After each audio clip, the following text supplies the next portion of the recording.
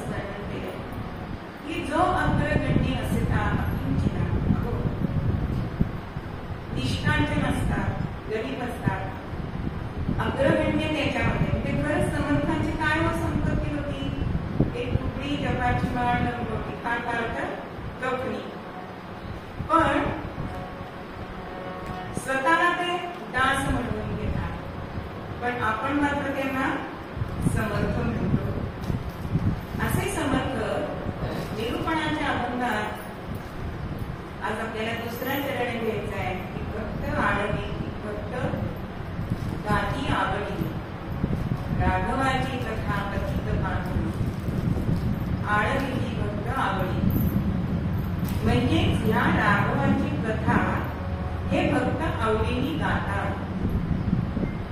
मग भक्त कोणाला म्हणायचंय तर अनेक संतांनी ही भक्ताची व्याख्या केली. उपमा सुद्धा एका अभंगामध्ये मिळणार आहे. भक्त कैसे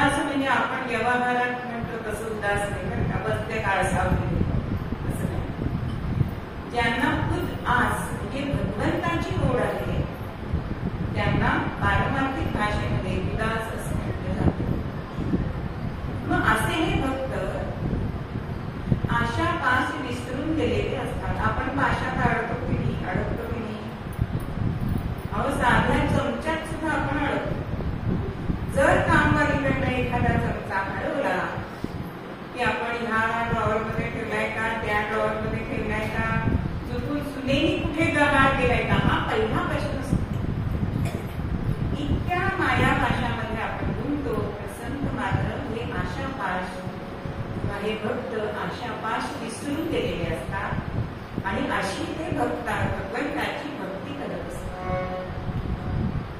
मग अशी भक्तांची लक्षणं आज आपल्याला बघायची की असे जे भक्त असतात तेच आवडीने भगवंताची कथा गात असतात. मग असे अभंग लिहिण्याचं कारण काय हो असा प्रश्न पडतो. कारण आज जग कशावर चालतंय बाह्य लक्षणावरती चालते. कफनी घातली, केळी माळा लावल्या, रुद्राक्षांच्या माळा गळ्यात घातल्या, अहो त्या 5 रुपयाला सुद्धा मिळतात 2200. पण हे सगळं करून वैराग्य मिळणार आहे का हो? वैराग्य ते बाजारात विकत मिळत नाही, ते मनातून यावं लागतं. म्हणजे नुसती भक्ती वस्त्र घालून परिधान करून उपयोग नाही, तर मन भगवं व्हायला हवं ना. म्हणजेच आपल्याकडे जे सांगितलंय तिसरा आपला आश्रम सांगितलाय तो वानप्रस्थाश्रम सांगितलाय. मग हा वानप्रस्थाश्रम म्हणजे काय प्रत्येकाने जंगलात जाऊन तपश्चर्या करा असं नाहीये. घरातल्या घरात सुद्धा वानप्रस्थ घेता येतो. पण आपल्याला तो स्वीकारायचाच नाहीये ना. सून आली की सासूला काम भीती वाटते आपलं पद जाईल म्हणून जास्तीत जास्त ती गेल्या आपल्याकडे ठेवत असते. हाच मायापाश आहे. पण देही उदास राहणं म्हणजे देहाची आबाळ करणं मात्र नव्हे. मग देही उदास असणं म्हणजे देहाची आबाळ न करणं म्हणजे काय? पोटाला जेवायचं आहे. कारण आपल्याकडे म्हटलं जातं कारण या देहाशिवाय आपण भगवंताची उपासना करू शकत नाही, तपश्चर्या करू शकत नाही, नाम घेऊ शकत नाही. म्हणजे देहभाग जगवायलाच हवा. पण हा देह जगवायचा आहे म्हणजे जेवणासाठी काहीतरी अन्न पाहिजे. पण मला आज गुलाबजामुन हवे इथे विषय आला.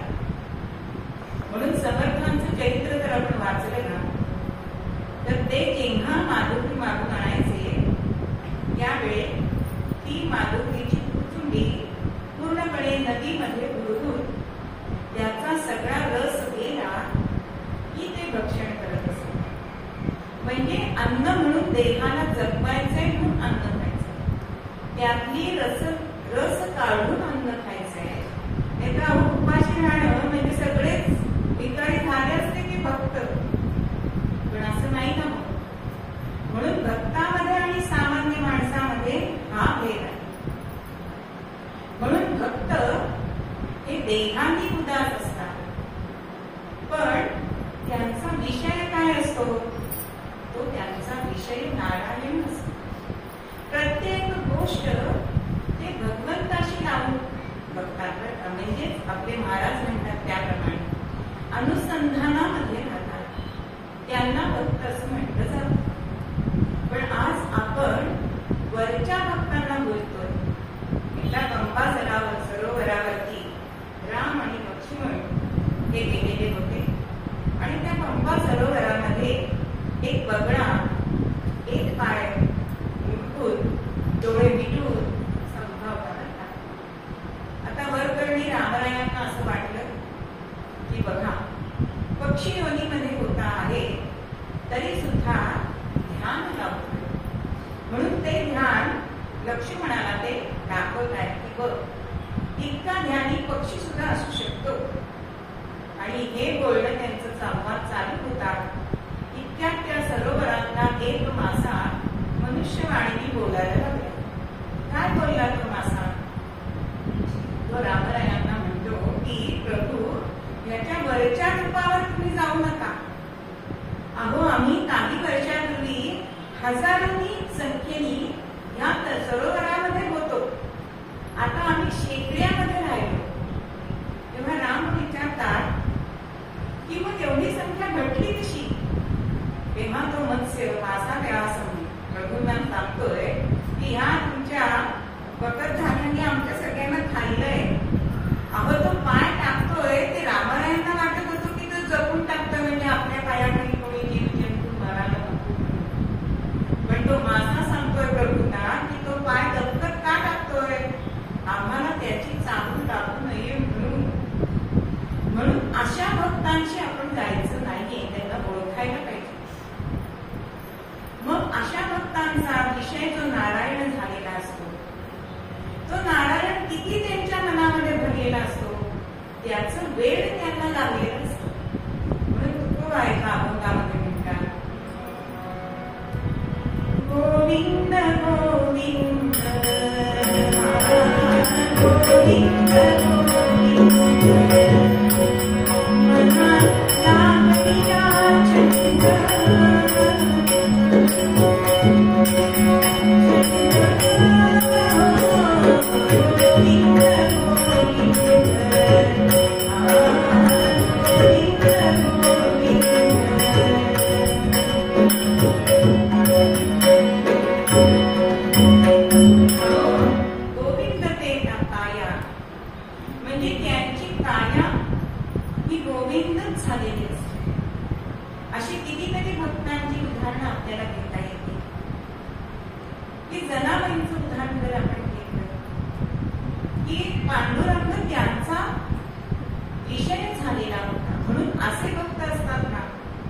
भगवंताकडे मागत नाही, पण नाही हे त्यांचं प्रमुख लक्षण आहे. आणि सामान्य माणसं काय करतात? अहो, किराणा मालाच्या यादीसारखा आपण भगवंताकडे एवढी मोठी यादी घेऊन जातो. भगवंता मला देते, मला भगवंता दे. किंवा आपल्या सद्गुरूंकडे जाताना सुद्धा आपण काही ना काहीतरी मागत असतो, पण हे भक्त मागत नाही. जनाबाईंवर जेव्हा पांडुरंगाचा हार चोरल्याचा आळ आला, तेव्हा ग्रामस्थांनी पंचांनी असा निर्णय केला की जनाबाईला सुडी द्यावं. मग सुडी द्यावं तेव्हा भगवंत तिच्या मदतीला येतच होते ना, पण तिने सांगितलं का भगवंताला की भगवंता मला ते सुडी देतात, मला वाचवले बघा. या भक्तांची मानसिकता कशी असते? यदृच्छा लाभ संतुष्टः. जे आपल्याला भगवंताच्या कृपेने मिळाले त्याच्यामध्ये समाधान मानणारे असे हे भक्त असतात. आणि भगवंताचं नामस्मरण करत करत जनाबाई सुराकडे निघाली. पण मंडळी, त्यांचा हस्तस्पर्श जेव्हा सुराला झाला त्यावेळी त्याचं पाणी झालं असं सांगितलं. म्हणजे हा भगवंत या भक्तासाठी धावून येतोच, पण हे भक्त मात्र त्याच्याकडे एक पद्य करते असं म्हणतात. प्रभुवान भक्तांचा अभिमानी, प्रभुवान भक्तांचा अभिमानी, प्रभुवान भक्तांचा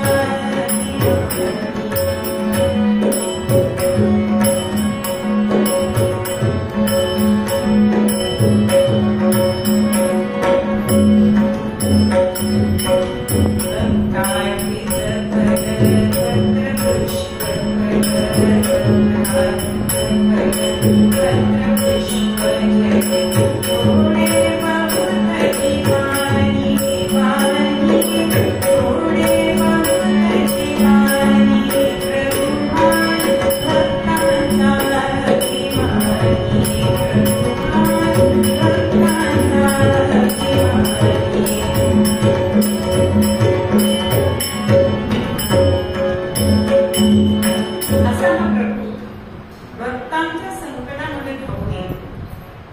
मग असे भक्तांची लक्षण भगवंतांनी भगवद्गीतेत सांगितले. काय लक्षण आहे?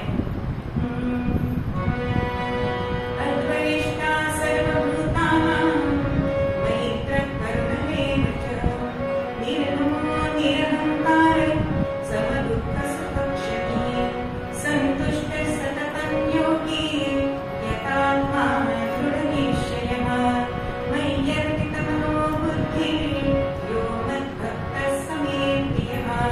भगवान गोपाल कृष्ण महाराज की जय. भगवंतांनी सांगितले की मला कुठले भक्त आवडतात. ही लक्षणं त्या भक्तांमध्ये असतील तर ते भक्त मला आवडतात. अद्वेष्टा सर्वभूतांना, जे कोणाचाही द्वेष करत नाही असे मला भक्त आवडतात. जे निर्मोही आहे, निरहंकारी आहे, सुख दुःख समान मानतात, सतत संतुष्ट असतात. अगो आपल्याला नवऱ्याने साडी आणली, आपण असतो का संतुष्ट? अगो ह्या रंगाच्या 4 साड्या आहेत, जर दुसरा रंग नाही का, एवढं तरी आपण म्हणतो. पण हे भक्त संतुष्ट असतात. किती निर्मोही असतात हो. आमचे गोंदवलेकर महाराज एकदा त्यांच्या मातोश्रींना गीता महिना काशी यात्रा करण्यासाठी निघाले. आणि पूर्वीचा काळ की जाताना शेजाऱ्यांना सांगून जायचं. आता सांगण्यात काही अर्थ नाही, कारण शेजारीच कोण आहे हेच माहिती नसतं शहरामध्ये. आणि गीताबाईंनी सांगितलं की आम्ही जाऊन येतोय, आमच्या घराकडे लक्ष ठेवा. आता महाराज हे वाक्य ऐकतायत आणि म्हणतायत माझी आई काशीला जाते आणि तिचं मन इथे घरात अडकलं तर ती काशी यात्रा सफल होईल का हो? म्हणून महाराजांनी काय केलं की ब्राह्मणांना बोलवलंय, उदक सोडले, घरावरती कृषीपत्र ठेवलंय आणि सांगितलंय ज्याला जी वस्तू हवी आहे ती घेऊन जा. म्हणजे आईचं मन त्याच्यामध्ये लिप्त व्हायला नको. अहो 15 मिनिटात घर स्वच्छ झालं, त्यासाठी एक वस्तू राहिली असं आपल्याला जमणार नाही. अहो एवढी चिंधी नाही आपण टाकू देतोय होई, म्हणून माळे सगळ्यांचे भरलेले असतात की नाही. पण जो निर्मोही भक्त असतो तो भगवंताला आवडतो. अशी अनेक लक्षणं ज्या भक्तामध्ये असतात तो भक्त भगवंताला प्रिय असतो. मग भक्तांचे सुद्धा 4 प्रकार सांगितलेले आहेत. एक आर्त भक्त, अर्थार्थी भक्त, जिज्ञासू भक्त आणि ज्ञानी भक्त. आर्त भक्त म्हणजे तुमच्या आमच्यासारखे संकट पडलं की भगवंताला आठवलं. तोपर्यंत भगवंत कोण कुठचा कधी लक्षातच येत नाही. पण जेव्हा आपल्याला संकट पडतं तेव्हा अर्थाने आपण 10 पेपर ओळखतो, त्याला अर्थ भक्त असं म्हणतात. जिज्ञासू भक्त म्हणजे भगवंत ही काय शक्ती आहे हे जाणण्याची ज्याला इच्छा आहे त्याला जिज्ञासू अर्थार्थी भक्त, असे भक्त आता अनेक दिसतात. म्हणजे मला देवपूजा करून पैसे मिळत आहेत ना, मला पौरोहित्य करून पैसे मिळत आहेत ना, कीर्तन करून पैसे मिळत आहेत ना, मग मी हे करीन. म्हणजे ज्यातनं अर्थलाभ होतो तो अर्थार्थी भक्त, अशी भक्ती करणारा तो अर्थार्थी भक्त. आणि ज्ञानी भक्त जो भगवंताला आत्मज्ञान मिळवून जाणून घेतो, ते परमेश तत्व काय आहे हे जो ओळखतो त्याला ज्ञानी भक्त असतो. मग हा ज्ञानी भक्तच भगवंताला जास्त आवडत असतो. मग हे ज्ञान आपल्याला कोण देतो? तो सद्गुरू देतात. म्हणून प्रत्येकाने सद्गुरू करावा असं सांगितलं. म्हणून असं ज्ञान जर आपल्याला प्राप्त झालं, आपण जर ज्ञानी भक्त झालो, तर आधीचे सगळे अर्थार्थी, जिज्ञासू, आर्त हे युक्त होतात. आणि ज्ञानयुक्त भक्ती त्या भक्ताच्या मनामध्ये प्रकट होते. आणि मग तो भक्त काय म्हणायला लागतो? तुझे रूप चित्ती राहो मोठी तुझे नाम, तुझे रूप चित्ती राहो मोठी तुझे नाम, देह प्रपंचाचा नाश, देह प्रपंचाचा नाश, सुखे करो भाग, सुखे करो भाग, तुझे रूप चित्ती राहो मोठी तुझे नाम, तुझे रूप चित्ती राहो मोठी तुझे नाम,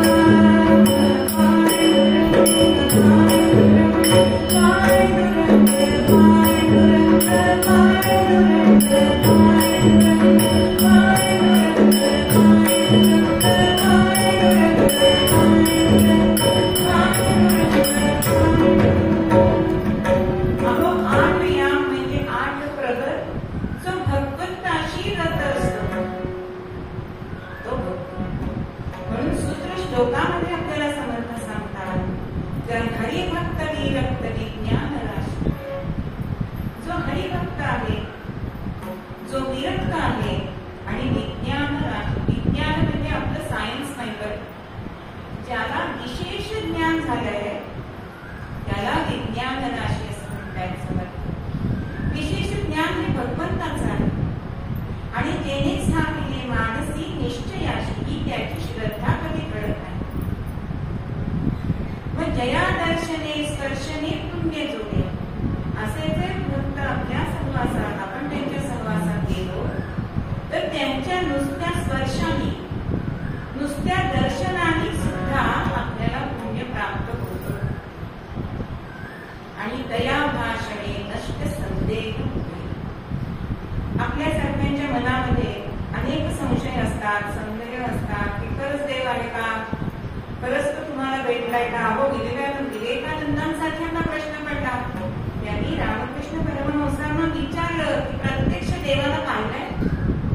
तेव्हा रामकृष्णांनी उत्तर दिलंय की तुझ्या आणि माझ्यामध्ये जे अंतर आहे त्याच्यापेक्षा जवळून मी देवाला पाहिलं.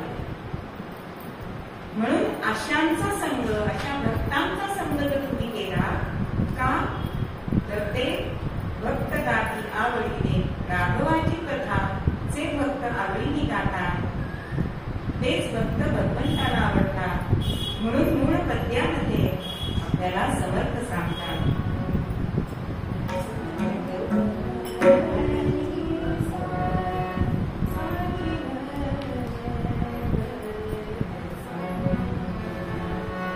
राघवाची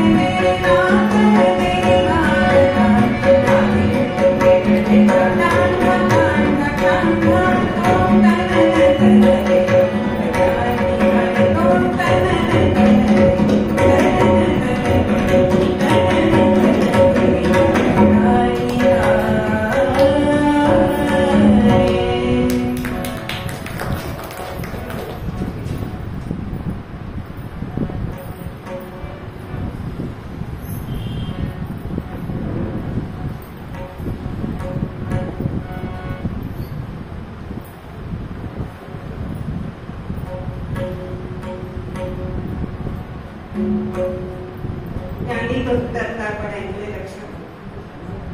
ते ज्ञानी भक्तांच्याच मार्फत आपल्याला सद्गुरूंची भेट होते आणि सद्गुरूंचे कृपाशीर्वाद आपल्याला लाभतात. शकुन आपटे यांची आपण सगळ्यांनी पदं ऐकलेली आहेत. माझ्या आईने रचलेलं गोंदवलेकर महाराजांचे पद आहे. Thank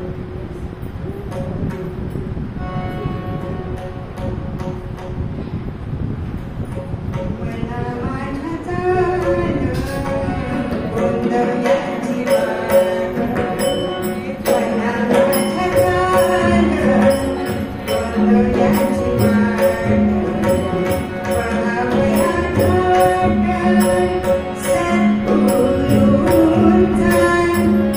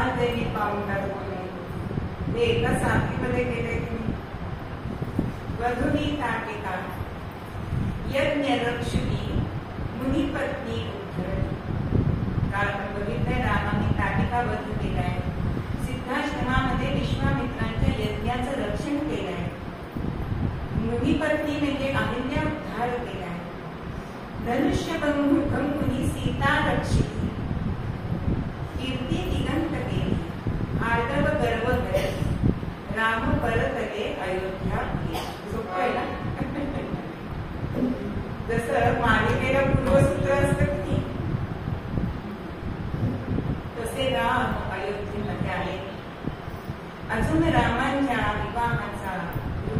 असं लोक आपापसात चर्चा करतात.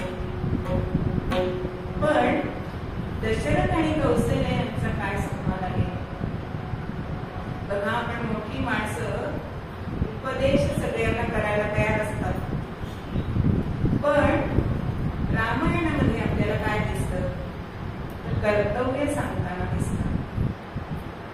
दशरथ कौशल्याला सांगतोय की आता आपल्या घरी सुना आली, त्यांना कसं जपलं पाहिजे. सुनांना जपायचं असतं, जाच करायचा असतो. आणि हल्ली तर एकच असतात. म्हणून दशरथ कौशल्याला उदाहरण देतोय की डोळे आणि पापण्या यांचं कसं नातं आहे. डोळ्यामध्ये कचरा जात असेल तर पापणीला सांगायला लागतं का हो तू मीठ ग पटकन, असं नाही का सांगायला. तसं इतक्या हळुवारपणे आपल्याला सुनांना जपायचं. अशा अनेक गोष्टी वाल्मिकी रामायणामध्ये आलेल्या आहेत, पण वेळेअभावी सांगता येत नाही. होता होता दिवस जात आहे, राम सीता एकमेकांना समजून घेत आहेत, बाकीच्या तीनही जोड्या समजून घेत आहेत. आणि एक दिवस दर्पणामध्ये बघताना दशरथाला शुभ्र केस कानाच्या वरती दिसले आणि आता निवृत्तीची वेळ आलेली आहे हे मनामध्ये जाणलंय. निवृत्त व्हा असं सांगायला लागतं का म्हणे. आमच्या समितीमध्ये एक आज्ञा आहे, प्रतिसर म्हणजे मागे व्हा, पुढच्यांना पुढे येऊ द्या. पण आपण फोटो काढताना सुद्धा आपण दिसलो पाहिजे म्हणून त्याच्या पुढे येतो, पुन्हा आपल्या पुढे कोणी आलं की त्याच्या पुढे येतो. प्रतिसर आपण आपल्या आयुष्यात होतच नाही. पण राजालाही जाणीव झाली आहे दशरथाला, आणि वशिष्ठांशी मनात तो सांगतोय की आता आम्हाला वानप्रस्थ घ्यायला पाहिजे. तेव्हा वशिष्ठ त्याला सांगताय की राजा तुला काही मनामध्ये जायला नकोय, तू ज्याच्यासाठी मनात जाणार आहेस ना तो तुझ्या घरातच आहे हे तू लक्षात घे. पण एक सल्ला सुद्धा देत आहे. काय सल्ला दिलाय की तुझ्या मनात जो विचार आलाय की रामाला युवराज्याभिषेक करावा हे तू समस्त प्रजेला सांग आणि त्यांचा विचार घे. म्हणजे त्यावेळची राज्य व्यवस्था कशी होती हो.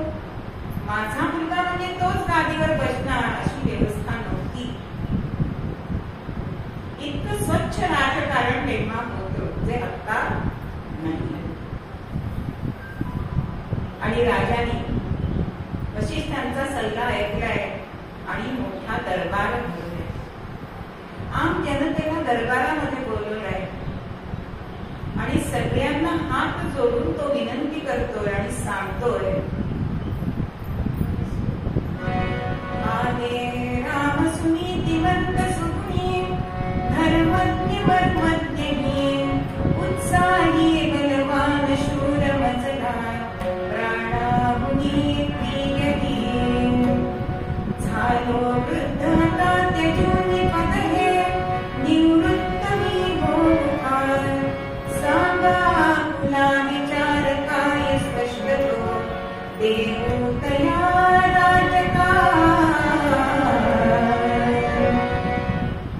माझा राम कसा आहे सुनीतिमंत आहे.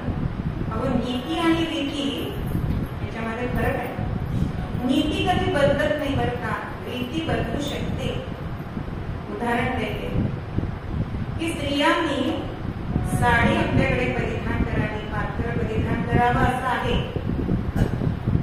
पण आमच्या वंदनीय ताईंनी ही सोयीचं व्हावं म्हणून पंजाबी ड्रेस स्वीकारला बरं का समितीसाठी गणवेश. की अंगभर कपडा आहे ना, म्हणजे रीती बदलू शकते, अंगभर कपडा पाहिजे ही नीती. तसं राम हा नीतिवंत होता. असा माझा राम धर्मज्ञ आहे, मर्मज्ञ आहे, उत्साही आहे, बलवान आहे, शूर आहे, जो मला प्राणापेक्षा प्रिय आहे. आता मला निवृत्त व्हायचं आहे. माझं पद हे मला कोणाला तरी द्यायचं आहे. तर मी तुम्हाला स्पष्ट विचार करू की तुमचं काय मत आहे. असा दशरथाने प्रश्न केलाय मात्र, आणि जनतेतून काय उत्तर आलंय? लाख मुखा तुम्ही आला, लाख मुखा तुम्ही आला, रामध्वनी सत्य राम हा आमचा. सगळे जनता असं म्हणते साधू साधू. राजा तुझा विचार आम्हाला मान्य आहे. असं लाख मुखातून आलंय, मतदान घ्यायला लागलं नाहीये. आणि तो तुझ्या सिंहासनावर विराजमान झालेला आम्हाला दिसू दे अशी आमची इच्छा आहे. मग असं हे रामाने कमवलं होतं. नुसता तो राजवाड्यात राहून बसून राहिलेला नव्हता. राज्यामध्ये फिरायचा, एखाद्याच्या दुकानात जावं, त्यांना विचारावं की तुम्हाला कर जास्त होत नाहीये ना. आज आपल्याकडे कर इतका भरावा लागतो, प्रत्येक गोष्टीत कर आहे. पगारात कापला जातोय, हॉटेलमध्ये जेवायला जीएसटी बसतेच आहे. पण हे राम जनतेमध्ये जाऊन यांची सुख दुःख जाणून घेऊन, म्हणून त्याला मर्मज्ञ असं म्हणतात. आणि म्हणून असा तो वागलाय. म्हणून एकमुखाने लाखो जणांनी सांगितलंय की राजा तुझा हा निर्णय आम्हाला मान्य आहे. आणि राजाने निर्णय घेतलाय. पण त्याच वेळेला असं झालं होतं की ज्या वेळेला अयोध्येतून वऱ्हाड निघालेलं असताना शेवटचे पाहुणे गेले ते कैकेयीचा भाऊ. आणि तो राजाला विचारतोय दशरथांना की मी मुलांना जरा आजोडी घेऊन जाऊ का.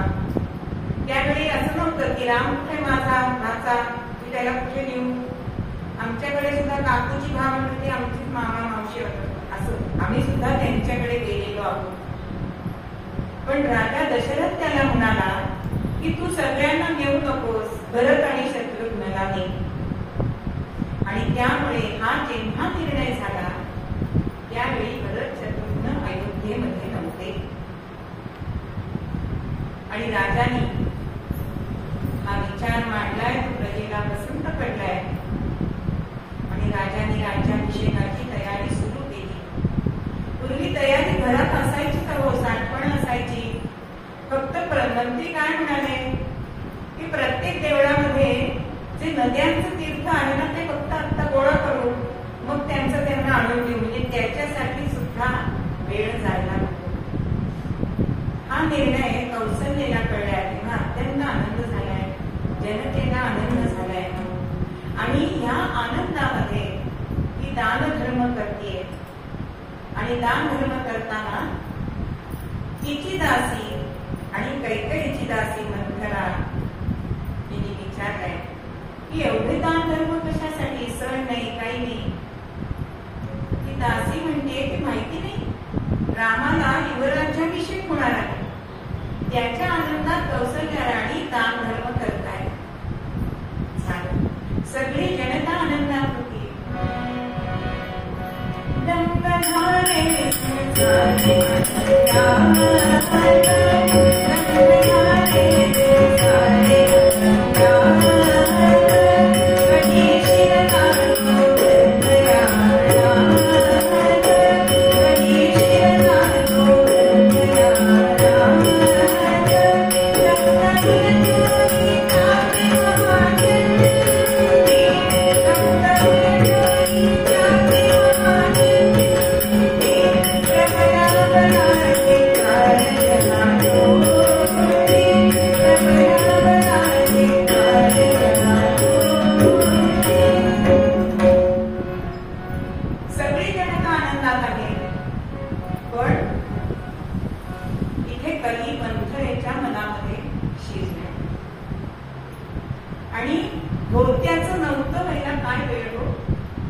कली प्रवेश करतो. आणि आमची आजी सांगायची की कलिंगडातनं तिच्या शरीरामध्ये कलीनी प्रवेश केलाय, म्हणून रामनवमी झाल्याशिवाय कलिंगड खाऊ नये. कारण राम जन्माला आल्यानंतर कली येणार नाही ना. असं आता कोणी पाळत नाही, पण जाता जाता थोरांची जी माहिती आहे ती सांगायचं इथे दादीचं कर्तव्य आहे. आणि मंथना ताबडतोब कैकेयीच्या महालामध्ये आली. घाईघाईने आली, धावत आली, घाबरी झाली. आणि मंचकावर बसलेली कैकेयी तिच्याकडे बघून म्हणजे आता झालं काय तुला घाबरायला, काय वाघ पाठीमागे लागलाय. तेव्हा ती घाईघाईने सांगते की तुम्हाला माहिती नाही, पण तिकडे काय चाललंय तुम्हाला दशरथ राजांनी सांगितलं नाही ना, तुम्ही आवडत्या. पण एवढी मोठी बातमी तुमच्यापासून लपवून ठेवलीये. अगं बाई, मला समजेल असं बोलशील का? अहो, रामाला उद्या सकाळी युवराज्याभिषेक आहे. हो का? अगं, यासारखी आनंदाची बातमी देईल नाही, काय देऊ तुला मी? कारण कौशल्यापेक्षा कैकेयी रामावर जास्त प्रेम करत.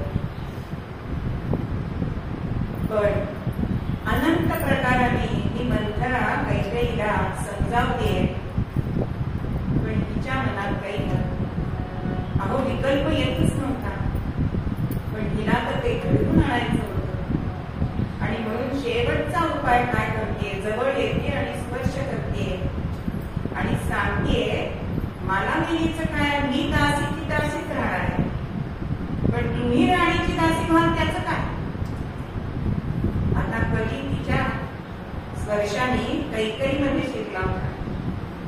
काय ते स्पष्ट सांग. अहो, राम एकदा युवराज झाला की कैकेयी कौशल्याच्या तुम्ही दासी व्हाल, ते तुम्हाला चालणार आहे. आणि एखादी गोष्ट वारंवार सांगितली ना ती खरी वाटायला लागली. आणि असंच कैकेयीचं झालं. मग आता मी काय करू?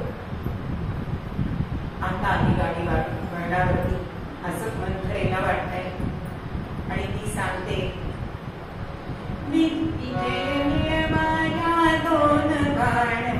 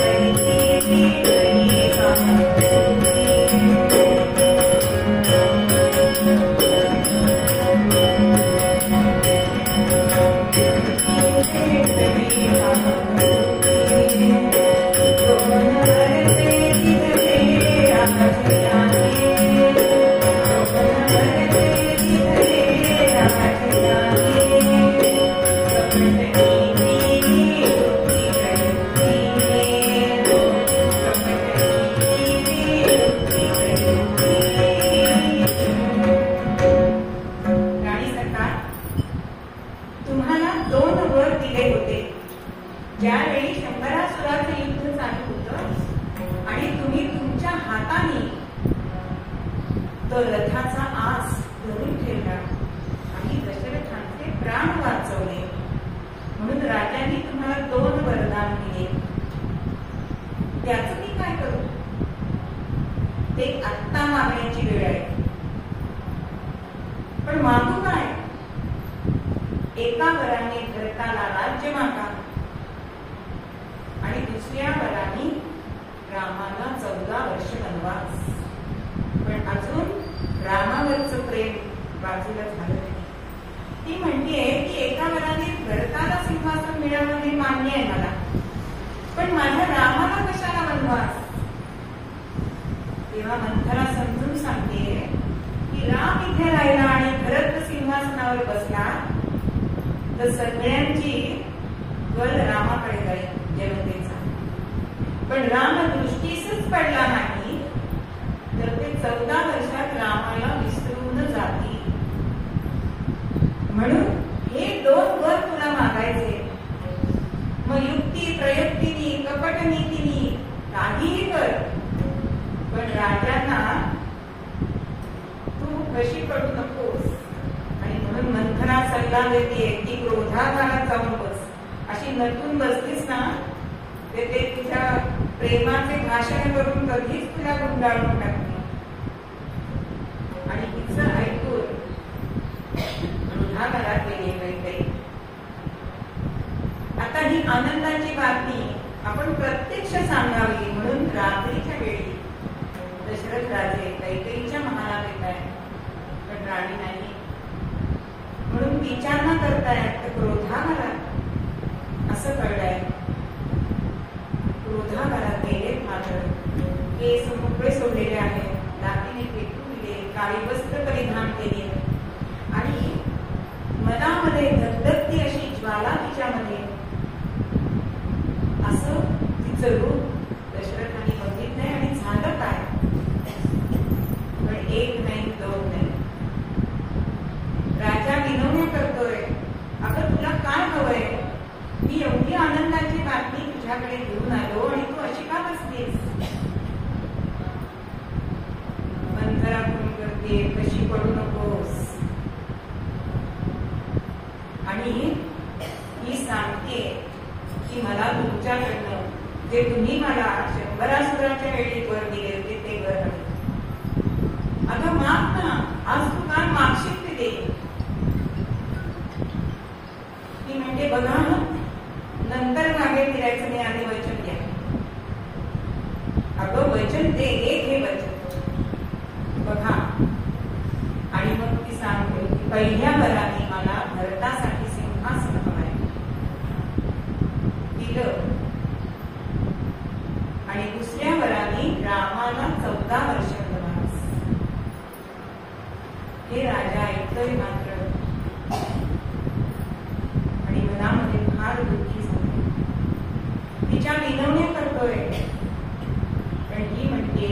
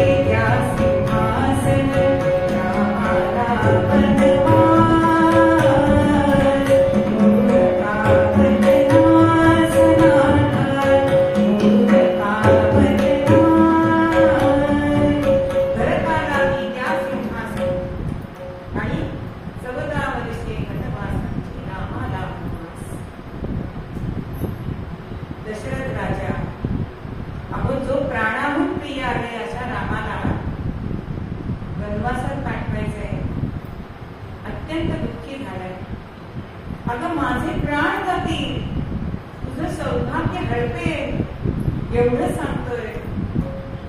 पण मंथरेंनी जो काही कली तिच्या मनामध्ये भरवला होता त्यांनी ती काहीही ऐकायला तयार नाही. बोला, वचन मोडताय का? रघुकुलाची रीत आहे ती वचन मोडणार नाही. प्राण जाय पण वचन जाय. आणि शेवटी दुष्टे कलंके असं म्हणतोय. आणि राजा अत्यंत दुःखी होऊन मूर्छित पडला. अगं होता होता पहाट झाली. सगळेजण लवकर उठले, कारण सगळ्यांना रामाचा युवराज्याभिषेक बघायचा. पण सुमंत बघतोय तर राजे काही अजून आले नाही. कुठे गेले असतील म्हणून कैकेयीच्या महालाकडे येत आहे. आणि महालामध्ये आले आणि काय बघताय की राजा जमिनीवर धरणीवर मूर्छावून पडले. मुकुट बाजूला पडलाय. गळ्यातल्या माळा उठून मोठी रक्तावस्थ झाले. आणि मूर्छित झालेले दशरथ राजा त्यांनी बघितले आणि समोर कटाक्ष टाकलाय. तर कपट नीती करणारी कैकेयी तिला त्यांना दिसली. आणि धीर करून ते विचारतात काय झालं राजांना. तेव्हा तिथे सांगत नाही, आत्ताच्या आत्ता रामाला बोलवा म्हणजे तुम्हाला सगळं कळेल. म्हणून रामांना सुमंत बोलवायला येणार. रामाच्या मनामध्ये दोघांविषयी प्रेम होतं. म्हणून असं रामांना वाटलं की दोघांना मिळून मला आशीर्वाद द्यायचे असतील. म्हणून राम तत्परतेने कैकेयीच्या महालात येताय. पण चित्र वेगळंच दिसतंय. वडिलांकडे बघताय, एकदा आईकडे बघताय. कैकेयी सांगते ते तुला काही सांगणार नाही, पण त्यांच्या शोकाला तूच कारण आहेस. इथे रामाला अत्यंत वाईट वाटतंय की मी एवढा असा पुत्र आहे का की मी वडिलांचा विश्वास संपादन करू शकलो नाही. म्हणून त्याला सुनीती म्हणतो म्हटलंय की वडिलांना सांगू शकत नाही ते मला काय हवंय, मी काय करायचंय. शेवटी कैकेयी त्याला सांगते की युवराजाभिषेकाच्या मुहूर्तावर तुला वनवास पत्करायचंय. ही 2 वर राजांकडून मागितले. अगं आई, वर मागायची काही आवश्यकता नव्हती. तू सांगितलं असतंस ना तरी मी खुशीने आनंदाने वनवासाला गेलो असतो. आणि वडिलांना नमन करून वंदन करून हा तिथून निघाला. पण थोडा वेळ शुद्ध आली आणि दशरथाच्या मुखातून राम हा शब्द बाहेर पडलाय. अहो, प्राण जातोय अशी अवस्था दशरथांची झाली. तत्परतेने कौसल्याच्या महालामध्ये राम आले आणि सगळा वृत्तांत सांगितलाय. ती दुःखित झाली आहे, पण आईची समजूत घालतोय. कारण आई पण म्हणते मी तुझ्या बरोबर येईल. आता तुला माझ्यापेक्षा वडिलांना, राजांना तुझी गरज जास्त आहे आणि पतीशिवाय पत्नीने राहू नाही असा उपदेश कौसल्याला राम करताय. ही गोष्ट लक्ष्मणाला कळली आहे आणि अत्यंत शेषाचा अवतार असलेले लक्ष्मण क्रोधित झालेत आणि म्हणताय, रामाविन राजपती कोण वैसतो, हे दुनिया खड्ग करी मीच पाह. पण लक्ष्मणाला सुद्धा शांत करताय राम की आपल्याला माता, पिता, गुरु हे पूजनीयच आहेत. त्यांची आज्ञा आपल्याला पाळायला पाहिजे. आणि जानकीच्या मंदिरामध्ये राम येत आहे. तिलाही ते सांगतायत, पण दोघं एकमेकांना अनुरूप होते. ती सुद्धा सांगते की मी पण तुमच्या बरोबर येणार. निरोप घेता, माझा निरोप घेता. आणि ती म्हणते, निरोप कसला माझा घेता, जेथे राघव तेथे सीता, जेथे राघव तेथे सीता, जेथे राघव तेथे सीता. अहो, मी तुमच्या बरोबर वनात आले, तुम्ही माझ्या बरोबर असला तर प्रासादाहून प्रसन्न का नाही. मला अरण्य सुद्धा प्रासादाहून छान वाटते. तुम्ही ज्या शिळेवर बसाल, अहो त्याला लोक सिंहासन म्हणतील. मी तुमच्या बरोबर येणार. आणि हा तिचा निर्णय ऐकून राम तिची स्तुती करताय की दोन्ही कुळाला उद्धरणारी अशी तू आहेस. मुलीला आपल्याकडे दुहिता म्हणतात. दोन्ही कुळांना जी उद्धरते ती दुहिता. आज दोन्ही कुळं तू धन्य केलीस. इकडे लक्ष्मण सुमित्रेकडे आलाय आणि सुमित्रा ही त्याला उपदेश करते की तू रामाबरोबर जा आणि रामाची सेवा कर. माझ्या दुधाला लाच येईल असं तुझं वर्तन नको बरं. अशी सुमित्रा आईने आपल्या मुलाची समजूत घातलीये की राम आता तुझे माता पिता. आईला वंदन करून लक्ष्मण निघालाय आणि उर्मिलेच्या मंदिरामध्ये येतोय. उर्मिलेला सांगतोय की मी रामाबरोबर वनवासामध्ये जातोय. स्वतः विरहाच्या धगधगत्या जितेमध्ये ती जळत होती, पण बरोबर शांत राहून ती लक्ष्मणाला निरोप देते. लक्ष्मण तिला एकदा परीक्षा घेण्यासाठी विचारतो, बरं तू पण येतेस का? ती म्हणते, छी छी, तुमच्या बरोबर मी झाले तर तुमच्या रामसेवेत खंड पडेल. तुमचा सारखा त्याग हा रघुकुलाला भूषण आहे. त्यापेक्षा मी चातकासारखी तुमची वाट पाहिली.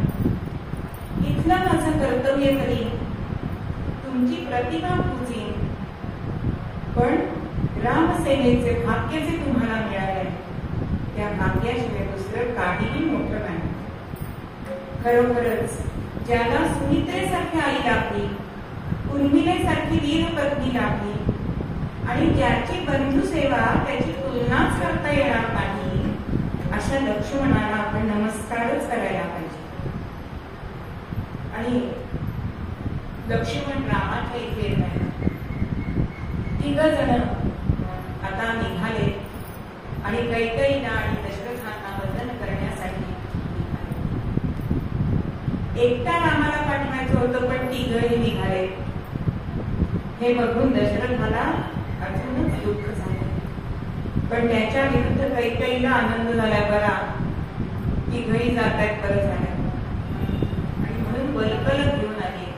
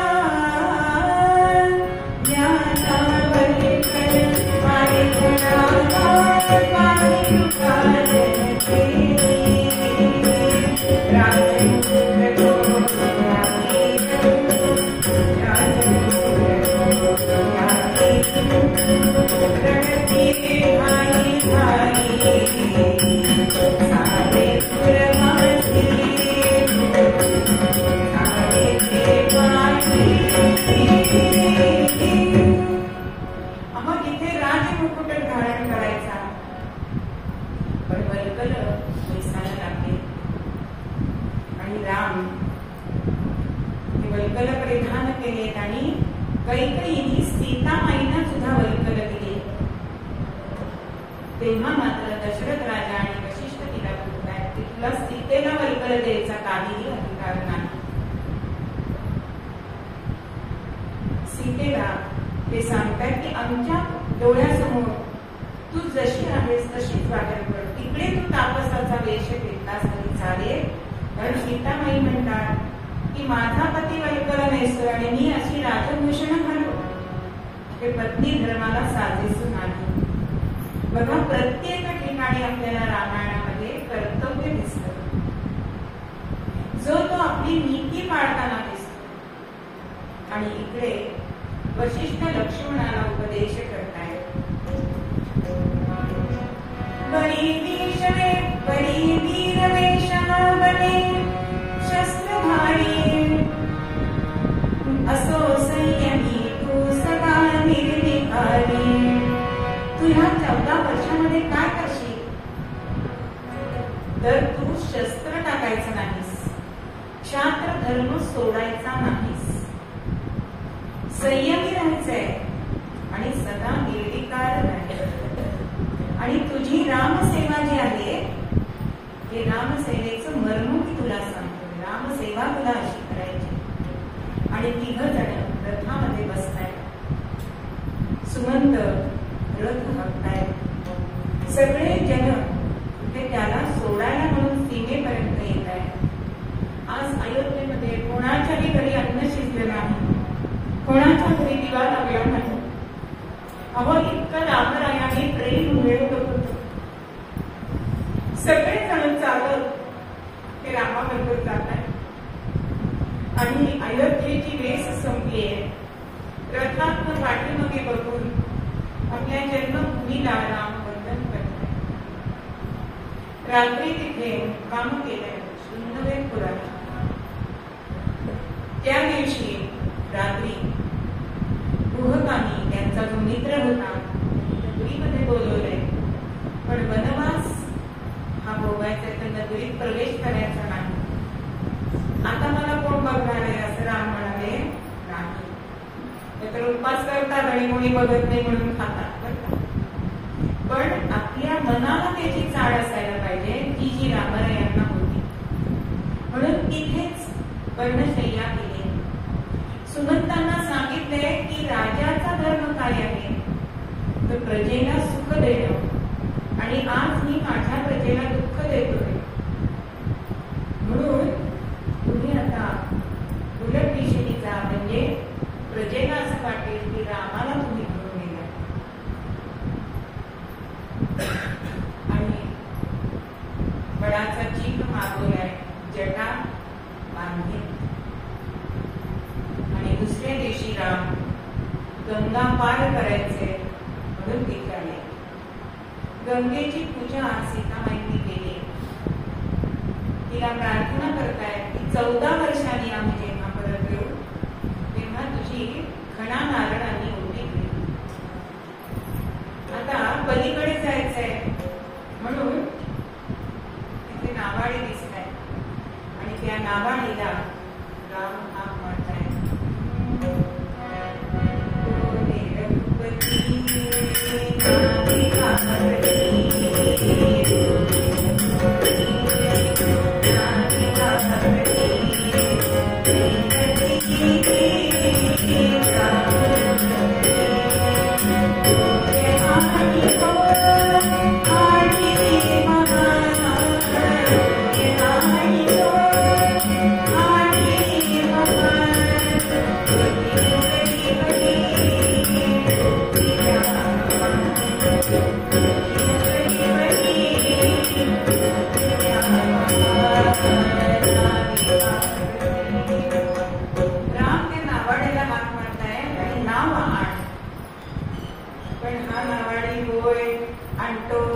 आलोच बघा, पण आलं तुम्ही म्हणून राम त्याला विचारते, तू का आणतेस? तेव्हा तो मनातला विचार सांगतोय बघ का. काय सांगतोय की माझ्या कानावर असं आहे की तुमचा पाय ज्याला लागतो त्याची बाई तयार नाही, कारण अनित्य उद्धारामध्ये दगडाला पाय लागताय आणि तिची स्त्री झाली आहे. आता जर माझ्या नावेला तुमचा पदस्पर्श झाला आणि ती जर बाई झाली तर मी माझं पोट कसं करायचं? राम हसले त्याच्यावरती, थोडा भाव आला. आणि राम त्याला सांगतात, तूच युक्ती काढ काहीतरी. आणि तेव्हा तो म्हणतो की तुमचे चरण मी धुतो, म्हणजे त्याची धूळ जाईल आणि ती धूळ माझ्या गोडीला लागली नाही की त्या गोडीची स्त्री होणार नाही. राम हसतायत, पण एकीकडे नेत्रकटाक्ष टाकतायत बरं सीतामाईकडे. का बरं? की त्या पायांवर तुझा अधिकार आहे, ते पाय मी ह्याच्या ताब्यात घेऊ का धुण्यासाठी, पदप्रक्षालन करण्यासाठी? एवढा नवरा बायकोला विचारतो का? नाही विचारतो, पण रामरायाने विचारलं. आणि सीतेने खूप संमती दिली आहे. आणि हा नागाडी एक काठवट घेऊन आलाय, गंगेत पाणी घेतलंय आणि रामांचं पदप्रक्षालन करत. जे जनकानी पूजिले, जे जनकानी पूजिले, जन्मोजन्मी करून पुण्याई.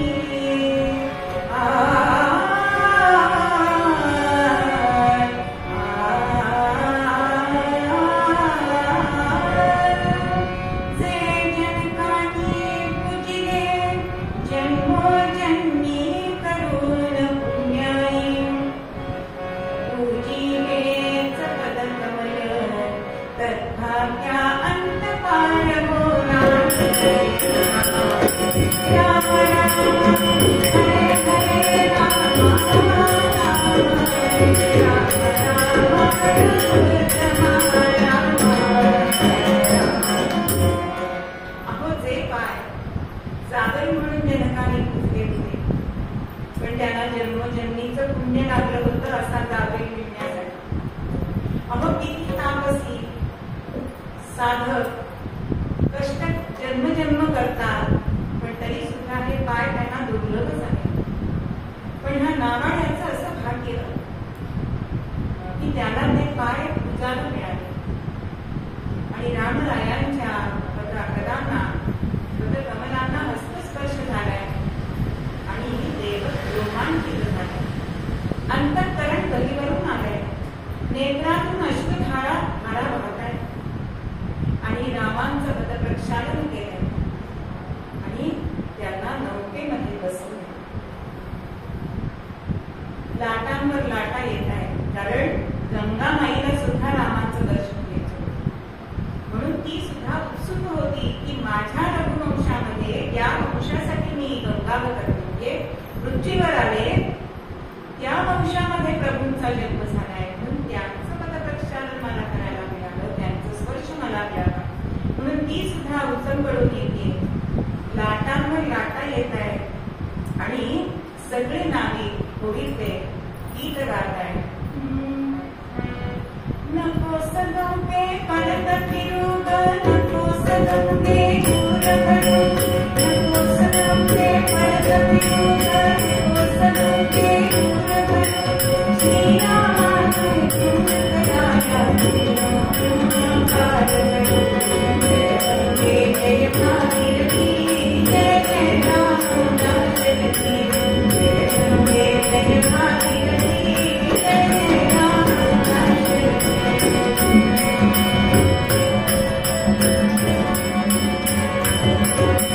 श्री विष्णु अवतार, सिंधु जाति अवतार, श्री विष्णु अवतार, सिंधु जाति अवतार. तारक प्याला तारुण हेतु, तारक प्याला तारुण हेतु, परस्पर शाने सर्वतनु, परस्पर शाने सर्वतनु. श्रीरामाचे नाम गाऊया, श्रीरामाना गाऊया. जय जय भागीरथी, जय जय राम जगती, जय जय भागीरथी, जय जय राम जगती. अहो जो भवसिंधू पार करतो अशा रामाला पण पलीकडे नेतोय, त्याच्यासारखं भाग्य नाही. होता होता सगळे पहिलं तीराला आले आणि पहिलं तीराला आल्यानंतर हा नावाडी रामांना वंदन करतोय. अहो ज्याचं नाम तारून येतं जडजीवांना, त्या रामाला या नावाडीने पलीकडे नेले आणि हात जोडून त्यांना प्रार्थना करतोय की प्रभू येतो, कृपा असू द्यावी. पण रामांच्या मनामध्ये की उत्तर कोणाचे घ्यायचे नसतात. या नावाड्याने मला पलीकडे सोडलंय, त्याला मी आता काय करू? हे मनातले विचार सीतामाई जाणते करतात. एकमेकांच्या मनातलं पती पत्नींनी जाणायचं असतं हे आपल्याला रामायणामध्ये वारंवार दिसतं, फक्त आपलं लक्ष तिथे गेलं पाहिजे. आणि सीतामाईनी आपल्या हातातली मुद्रिका ती प्रभूंच्या जवळ गेली, ती द्यावी. कारण वनवास वर्गला घेतल्यानंतर रामांकडे काहीही नव्हतं, पण हे जाणून सीतामाईनी मुद्रिका दिली. ती मुद्रिका हा नावाडी घेत नाही आणि तो काय म्हणतोय की रामा तू पण नावाडी आहेस, मी पण नावाडी आहे. एका धंद्याचे कोणाकडनं कोण काही घेत नाही, माझ्याकडे दुसरा मागे गेला तर कटिंगचे पैसे घेत नाही, तर तू नावाडी मी नावाडी असं म्हटल्यावर लक्ष्मण चिडला. अहो माझा राम हा नावाडी आहे. अहो जो भवसागर काढून येतो तो नावाडीच ना. आणि मग या नावाड्याला असं झालं की भगवंता तुला काही द्यायचंच असेल ना तर मला एक दे, या भवसागरातून तू मला तारून दे, इतकंच मला तुझ्याकडे मागणं. आणि अशाच जो निर्मोही आहे अशा भक्ताला भगवंत आपला भक्त म्हणतो. आणि असेच भक्त भगवंताचे गुणगान गात असतात. मी गातो नाचतो वेळा झालो तुझ्या चरणी. अहो आनंदाने भगवंताचं गुणगान गाणारे हे भक्त असतात. म्हणून गाती भक्त